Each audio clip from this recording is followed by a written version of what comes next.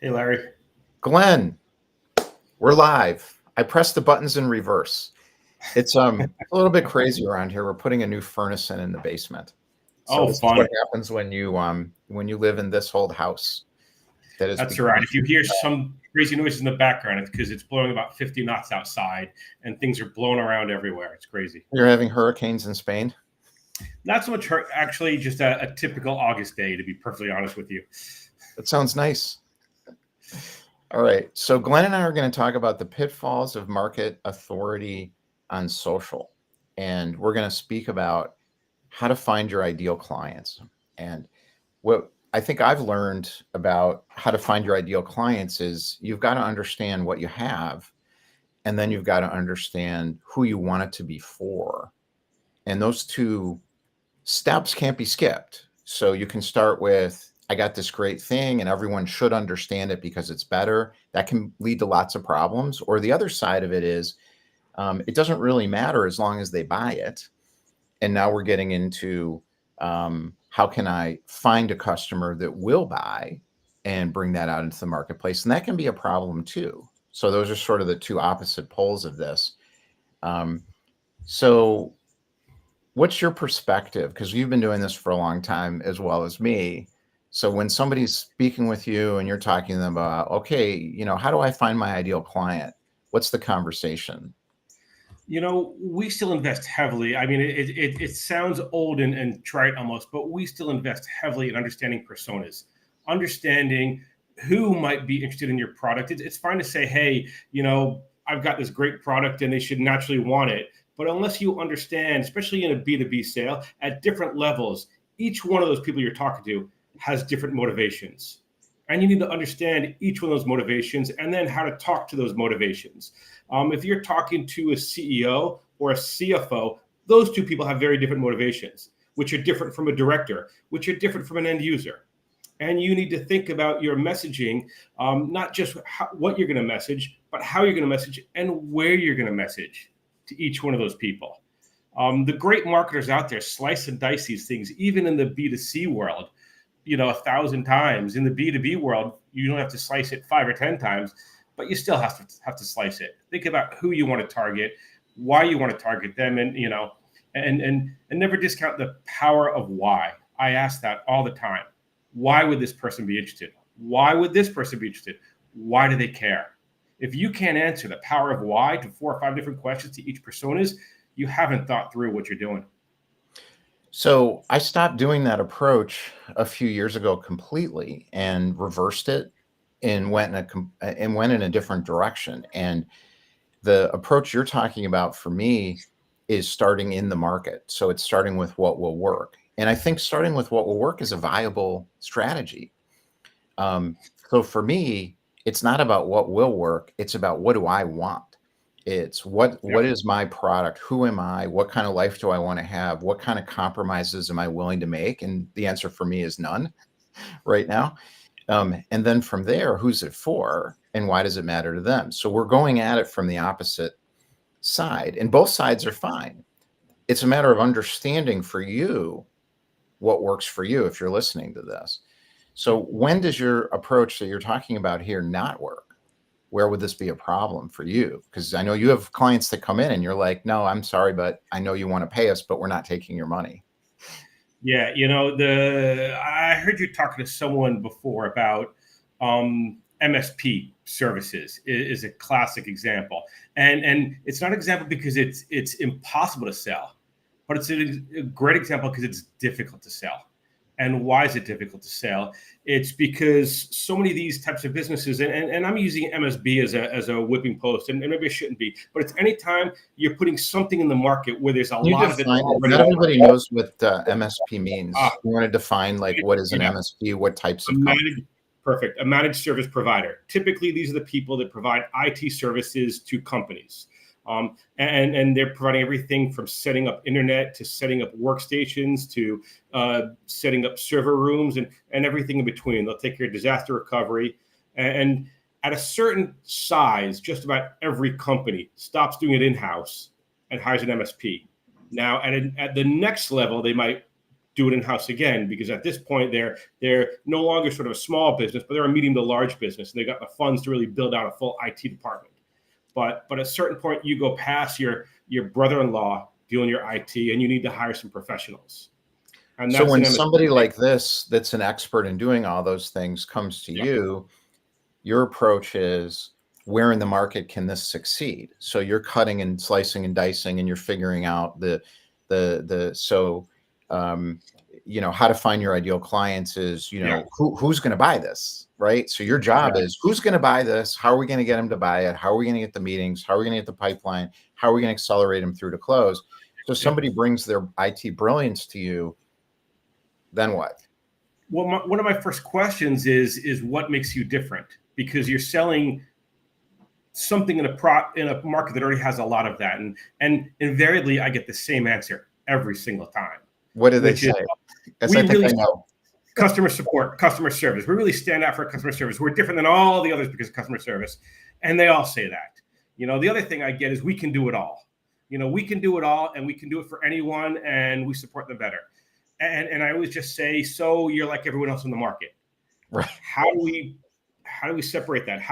If I call someone and I say, hey, I've got this great, I'm this great company, and I could do it all and I can help you out. And they say, yeah, that's what everyone says. So it's, how do you differentiate? One of the things I say is to some degree, people are sheep. It's a terrible thing to say, but we all want to feel like we're part of a collective. We're part of a community. We're part of a herd.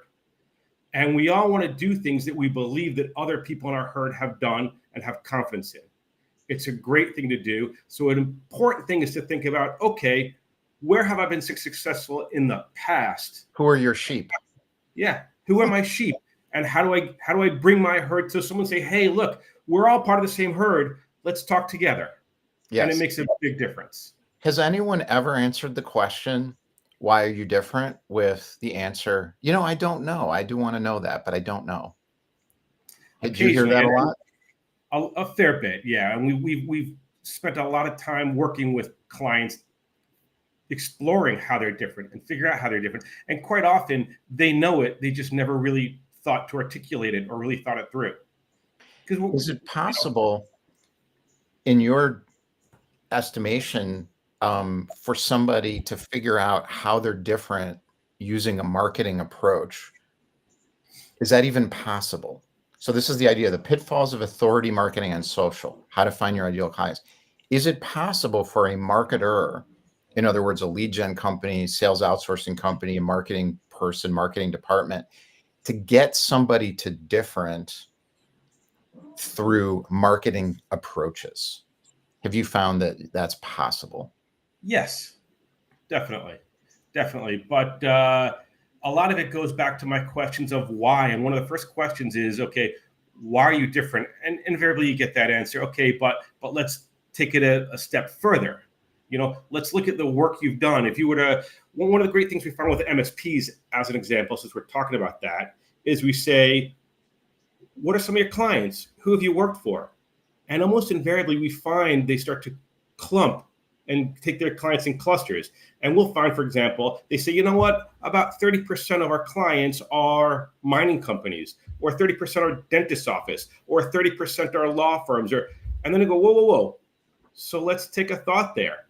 Why is that? And invariably, they'll begin to realize, although they've never realized it, that they have a niche.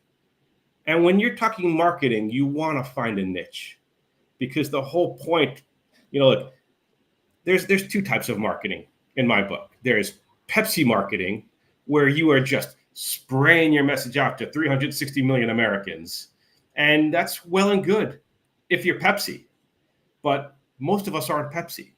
So most of us want marketing not to just create this brand awareness in the market. So when somebody happens to walk into a store with $1.50 in their pocket, they think Pepsi. No, most of us want to think of marketing as a way to enable sales and a way to get the right message at the right time in front of the right people. And the right people are people you've already vetted, in a sense, and thought, these are the personas and the individuals that I know I want to do business with.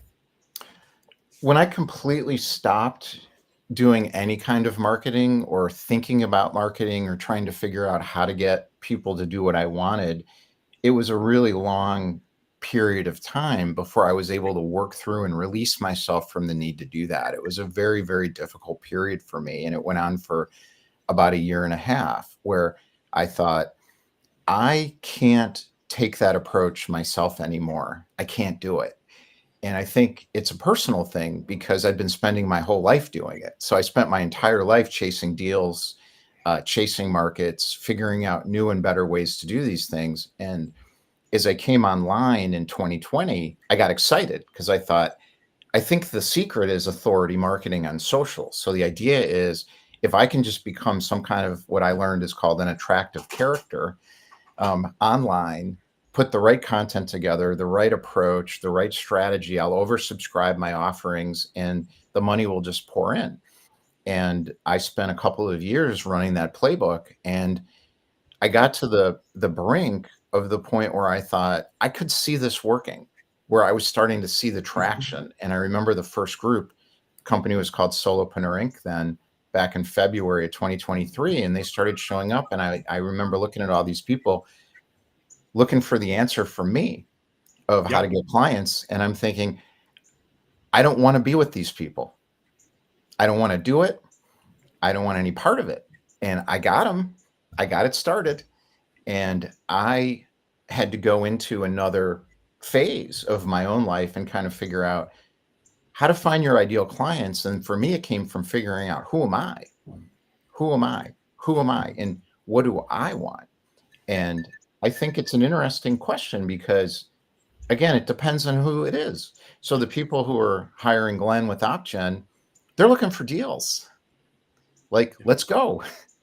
Let's get some deals. Let's figure out what will work in the marketplace. Now, there's others of us, like more like me, where you get into a point where you're exhausted by that. And I realized from a marketing standpoint, I don't want to beat the big guns in the marketplace, even if I can figure it out.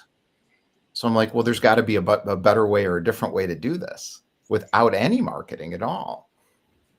So we can And look we at these things from both angles. actually, and we actually had a big iteration. If you look at OpGen and what we do with marketing over the last, 6 years or so, we went to a point where we are investing heavily in Google Ads, both for ourselves and our clients. We ran that. We spent tens of thousands of dollars driving the wrong people into our funnel that weren't buyers, that were tire kickers, that weren't getting us anywhere we wanted to go. We gave up on marketing completely and just focused on straight up sales outbound, which was working. But what we're finding in the market is it's getting harder and harder. The market's getting more and more flooded with ideals and noise and people and information. And we came almost full circle and have re-embraced marketing, but really, really highly specifically targeted marketing, and not for marketing self, and not just getting people to click on things, but really to put our message in front of the right person at the right time when we're also targeting them for outbound sales. And we're seeing the results left and right. And the idea of the revenue department was a lot of what I was focusing on in 2020 and trying to figure out how to do that. And as I went deeper down that whole idea and getting into this pitfalls of authority marketing on social, how to find your ideal clients for my own life and my own purposes, led towards this idea of experience sharing. So it for me, it came of getting deeper and deeper and deeper into who am I? What do I want to bring out into the world? And then for who? Who am I here for? Became the question as opposed to who can I get to buy? And the audience became different. So it started with coaches. Solopreneur Inc. was coaches, solopreneurs who can't figure out how to do this and want somebody to help them do it. So now I'm trying to be their guru. So this program is called Gurus and Sages. And some of them were like, okay, can you be my guru? And the answer was, I don't want to be your guru. So I realized, well, I'm getting myself into a real bind here because I'm building a company I'm not going to want to work in. That's where I was going with it. Yeah. The idea of sage is there are no sages. There's people who figure out who they are and bring that out into the world in a way that serves them and the people who are ready, in a sense, for them to figure themselves out, waiting for them to figure themselves out so you can find each other. And that's kind of what you're talking about. And that turned out to me to be entrepreneurs, Yeah. but also coaches and service providers of the type that have gotten to the point where they don't want to be marketers. They don't want to be authority marketers. They don't want to be lead generators. They don't want to be networkers. They want to do those things if they want to, but they don't want to feel like they have to. So we bifurcated in opposite directions in a lot of ways. Yeah. And fortunately, we're lucky that if I look at my client base, and most of my clients are people that knowingly or not went on some of that journey as well. And they're successful entrepreneurs, but they're at the point where they either don't have the time, the energy, or desire to put themselves deep into sales. They don't want to build it out, but they have a successful company and they want to continue success. They're not trying to be the next Google, but they've got a great lifestyle. Their company has paid for their house, paid for their vacation house, maybe supported, their kids in college. They don't want to give it up yet, but they want to focus on the part of it they love, which is the client interaction, the helping people, the working with their employees and their partners. And what they don't want to do is spend the next 5 or 10 years making cold calls or managing a sales staff or doing things. They know who they are and they know where their talent is, and they want to focus their life in that area. And this is the key, kind of circling back to where we started, which is find your niche. So you can look at it from whatever perspective you want. You can look at your niche as what will work to get me more money and give me more time with my family, my business, or to do the things that I love to do. Or you could look at it as, my niche, or who are my people? Who am I here to serve? Who am I here to embrace? What am I here to create that's new in the world? If you're that type of a person, it doesn't matter. But the pathways are a bit different, and the lanes are important to understand, I'm finding. So one side, we'll go back to it again. One side, authority marketing, let's forget all that. So just look at, because that just gets confusing. So I look at it as it's about my mission, my vision. So I'm a vision person. I got a big vision. I want to roll it out into the world. So that's an entrepreneur. So you start there. You can't be so ununderstandable. You're making an art movie everywhere you go, where all you're attracting are other people who want to see art movies. And if it's only your friends and family, you will never make any money, no matter how cool the thing is you've got. It's just not going to sell. Nobody's going to buy it. Then the other side is somebody who's basically just saying, what will work here so I can get some more cash in the door with the least amount of time, effort, struggle, and challenge. So you have to know who you are and where you're starting. And then when you start where you are, you can find your ideal client. Yeah. And part of that is you got to love what you do. It doesn't have to be your life, and it shouldn't be your life. My life is my family. My life is my weekends, but I love what I do. I enjoy selling. I enjoy getting in front of people. I see sales as helping. I'm helping people find ways to improve their business, to make things more effective, to employ more people. Sales is helping people. And everyone I hire loves what they do. The people I hire to be a BDR, which stands for business development representative, is someone who makes a lot of cold calls and talk to people. They actually love it. A lot of people don't understand that. How could you want to make 100 calls a day? They love it. This is what they do, and they've been doing it for 10, 15 years. And even if I ask them, do you want to be in a different sales role? Do you want to be in more of a deal management closing business? They say, no, I want to be at the top of the funnel, talking to people. I want to get excited about the new opportunity and find a solution for them and then pass it on and find the next one.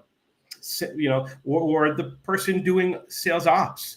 The key to so many of these things is to really love what you're doing. And your work is going to be a major part of your life, no matter what you do. It's not your life, but it's a major part of it.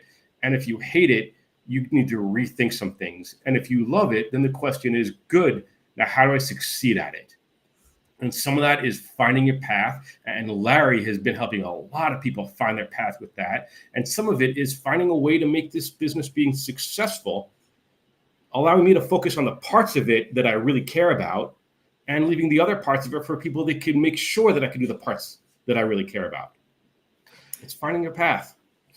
And I think there's principles underneath what you're talking about that have just got to be respected. And one of the most important principles is the only person who can figure out what that is you. That's principle one. No one else can tell you. Second, if you go to a marketer or a company like Glenn and mine, the OpGen, or you come into Red Pill Pathway or the Entrepreneur Experience, what I'm doing, and you want us to be gurus and have answers for you, that's not going to work either. So you've got to bring yourself and your own decisions and your own authority into the room and not delegate it, to somebody on the top of social media mountain, Grant Cardone or Alex Hormozy or whoever has the answer for you. It's not going to work at all. Got to be So you got collaborative. to bring yourself in. There's another principle too that I want to talk about a little bit, which is called good quality clients. People with money are good quality clients. People with money are the least susceptible to marketing tricks. The least. The more scamming, planning, scheming, manipulative, whatever you're doing is, the more those people will see through it. So if you want to get really high quality clients, you got to learn how to deal with people who are successful. Yeah, I'd say if your idea of building a pipeline is blasting 1,000 or 2,000 or 5,000 people on LinkedIn to say, check out my software, rethink it. That's you're just part of the noise. One of the key things in sales and frankly in your life is to not be part of the noise. Forge a path, and in that path, believe in what you're doing. If you don't believe in it, you're doing the wrong thing.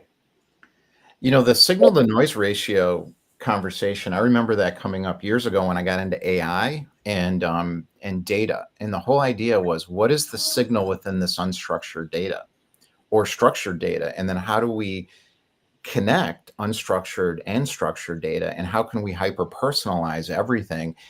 And I'm watching them do it now successfully. And I'm like, you guys have created more noise and bullshit in this factory than I thought was even possible to do with all this AI stuff. So it's funny how the definition of signal and noise is starting to shift. So signal for a long time was, let's figure out how to hyper personalize everything so everyone gets the right ad. And I'm like, you're getting good at it right now. Now I've got escort services targeting me on Facebook, and my wife and I are like, what do we do with these people?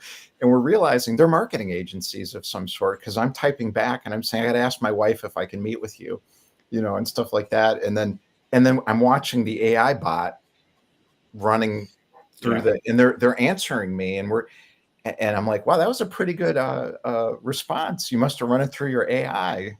Yeah. The biggest misnomer in AI is the intelligence part. AI's got a lot of good uses and a lot of good factors, but to think it's intelligent or to think that it thinks, it doesn't. It slices and dices, it amalgamates, it crunches data, but it doesn't come up with any unique original hypotheses. We use it, and we use it a fair bit in our business, but we never let it do the thinking. That's the key to it. Is I think the dream of the lazy technologist is somehow IT will do my thinking for me, so I can run everything on autopilot. This is hilarious. So I can run everything on autopilot, so I get to go do what I love, and I'll have enough money. So we're already doing what they're trying to do with AI and have succeeded at it through just figuring out how to become ourselves, be ourselves, do our own thing. They're trying to use this stuff to get freedom of time or lifestyle or whatever, when the way you get that is to get good at the thing you're good at. Is you got to embrace it. You got to suffer through the trenches and do the work. The way I think of AI is it can help me be more efficient, but it's never going to do the work for me. And it's never going to do the work for, I haven't massively reduced my staff. I haven't, but we're getting more done, and it's useful. But again, don't think of it as intelligence, or don't think of it as thinking. Think of it as a way to do things that you could do yourself if you explain it well enough how to do it. One of the other principles that I've been thinking a lot about is technology being the problem, not the solution. So Ronald Reagan said that years ago. The government is not the solution. The government is the problem, and he got elected in a landslide. Um, and even a lot of liberals voted for him back then. And now we look at it, and I'm like, I hear this coming out of Silicon Valley. Technology is the answer, and I'm like, no, your technology is my problem. And this goes way back to when we were building the infrastructure for OpGen. I started with sales. I did it myself, which is a terrible idea. And then I did a partner. We did Salesforce.com, and then we had to get off of that platform because it's so corporate, and they were crushing us on the data costs without telling me. And then we found something called Close.io, which is still being used, but we had to figure out our own way to integrate it in our own process because we're trying to do something new, which is integrate inbound and outbound and email and calls, and they hadn't done that. So the system didn't really, and we were using it like an agency system, which they allowed us to do, but it wasn't really set up easily for that either. So the technology barrier is often the problem today, I think, for entrepreneurs. We're drowning in the sea of really, really difficult, complex technology. And if you figure out how to crack the technology code, like I think we have, I'm working on a big one now, and Glenn did and I kind of set it in motion with Close and the structure for OpGen. It's a very difficult to replicate that. Warren Buffett calls that building a moat around your company. That is Yeah. takes many years to figure out how to get the technology to do what you want. And it's dizzying. There's so much out there, and you're bombarded with it in every way. I mean, we were building a sales forecasting tool internally, and I went to look at ones that are already in the market, and I got bombarded with just, frankly, a lot of crap that was out there, but there was so much of it. It was so hard to sort through it to find out what I even wanted. And then, unfortunately, after I did that search, now I'm bombarded on a daily basis with even more, and I'm not even interested in anymore. I moved on a month ago, but I'm still getting bombarded on a daily basis. So years ago, I sold Baynote through a partner. It was a company called Cognitor in Chicago, and that's what it did. So it was intent-based wisdom of crowds. Yes. Applied at the level of data. It's exactly what you're talking about. And the whole idea was to model the data pattern based on the shifting intent of that user in the marketplace. Because it's like, well, I'm buying golf clubs right now, but next I'm looking for red wine, or maybe I want to go on a vacation. And they created a modeling system that actually did that. But you needed the right data in the right environment for it to work. It did not work on every website. I've kind of learned that the hard way selling this stuff. And I think right now what you're talking about, again, is the thinking the technology that technology works, but it's not always going to work. And I got hit up. I was talking about construct. We did remember the bid management construction software guy years ago. So I was communicating with a guy who owns a construction company on LinkedIn in the inbox, and I'm talking about bid management construction software. I got an ad, which was basically a direct outreach from a software company in bid management, talking to me about my construction company and my issues with bid management. And I was like, it worked, sort of. Right. And that's the problem, with intent data, is all it tells you is someone at that IP address searched for something recently. You don't know, are they real buyers? Are they kicking? Was it their wife? Was it their kid? Was it the person in purchasing who is really not involved in a sale and they're looking at it for their brother's company? I mean, all you know is someone went to a website, really. And how valuable is that? So Better to know. Yeah. Someone who has experience, who knows what they're doing, has to be thinking about these things in your company. And hopefully that's you if you own it.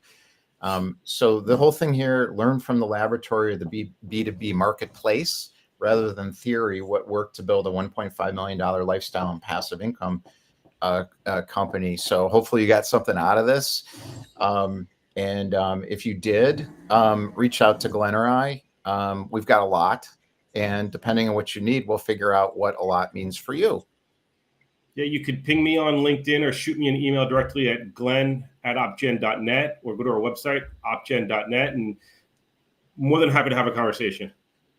And I refuse to do Zoom calls as part of my recent experiment. So you have to wade into my metaverse video campus. It's a little clunky, but we're getting there.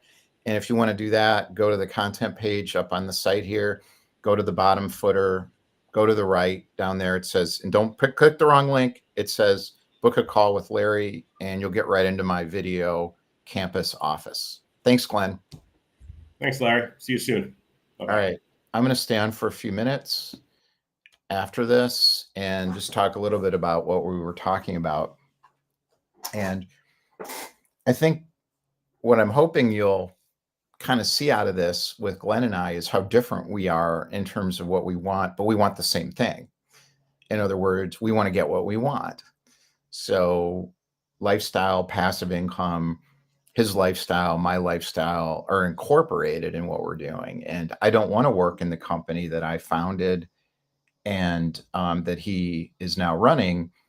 And I gave up 50% equity, and I didn't have to do that, but I did because I didn't want to work in it. Now I could have kept that equity and been very involved with Glenn in that company, but I evolved past it because for me, I found my place, my people, and my role in life was different than what was there. And that was a stage for me. And I'm glad I did it because I learned a lot, and it's passive income, which is helping me do this next thing. Financially, it would have been better to stay with it and not give up 50% of the equity and work in it.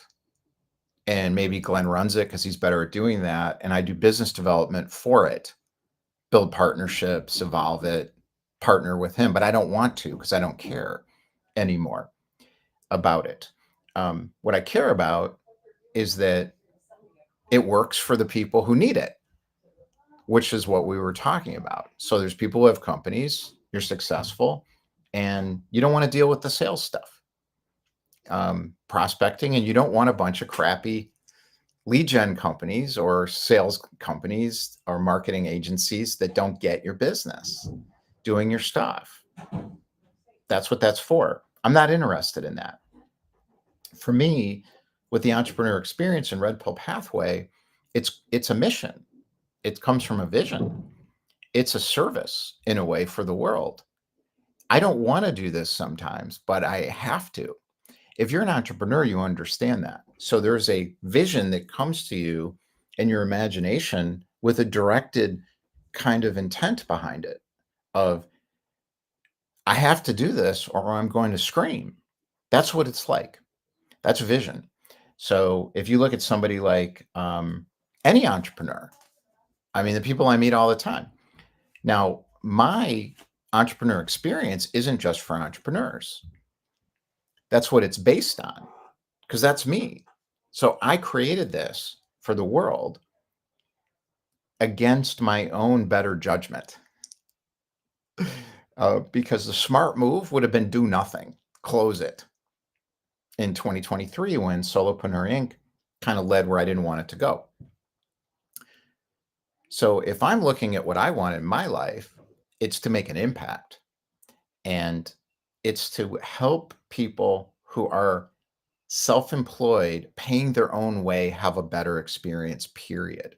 You don't have to be a vision-oriented entrepreneur to fall in that category. You could be a coach that just wants to help people and not become a marketer, or a service provider who just wants good clients, but doesn't want to be building a business or be the chief sales officer for that business. You just want to do your thing.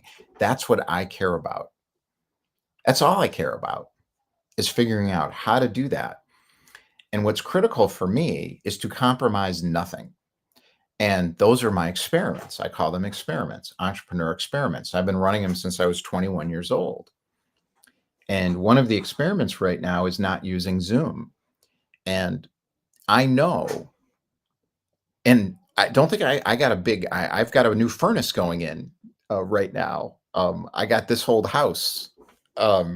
So, you know, I'm not sitting on, I could be sitting on millions of dollars in cash, but I'm not. I'm sitting on, you know, some money that you can't use, tied up in equity and in a property and the markets and stuff like this. And the reason I'm saying this is I don't want you to think I don't have a stake, right? Because it's easy to say things like I'm saying if you're loaded and you got tons of cash, you're dripping with cash. I'm not, because of the house.